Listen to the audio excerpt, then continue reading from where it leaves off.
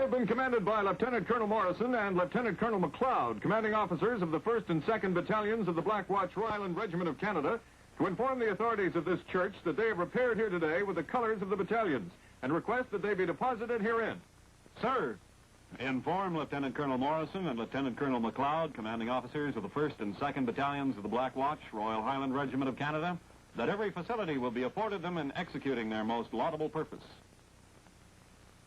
The laying up of the colors marks the retirement from active service of the oldest and last of Canada's kilted regiments, the Black Watch, Royal Highland Regiment of Canada. This proud and colorful regiment, steeped in the history of Scotland's Imperial Black Watch, and for 108 years a living part of Canadian history, is being struck from the regular order of battle of the Canadian forces. With their passing, it seems unlikely we shall ever know their like again.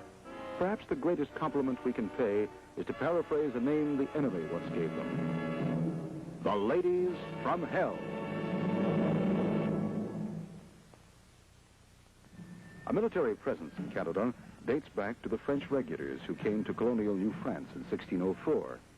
Later, some of these regular foot soldiers were permitted to recruit their own irregular force to offset the main threat from Indian bands and an occasional threat from the English colonies to the south and overseas.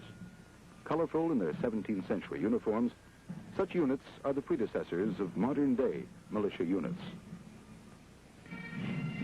After the 7 Years' War, when, like a pawn in a giant chess game, Canada became a British colony, the British Regular Army was responsible for colonial defense.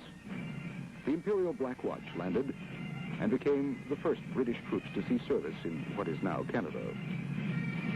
Later, a war being fought half a world away in the Crimea caused Great Britain to reduce her North American garrisons to the extent that by the Militia Act of 1855, native Canadian troops began to form what would eventually become the Canadian Army.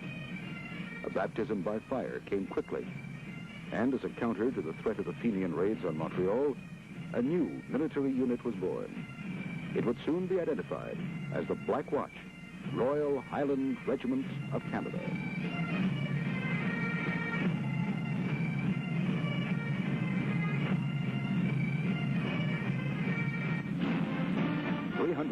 All ranks won the first battle honor for the regiment in South Africa in that turn-of-the-century conflict, the Boer War.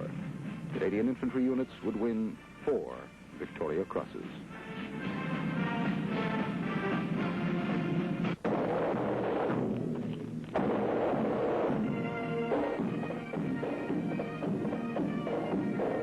And then the Great War, 1914-18, the war to end all wars.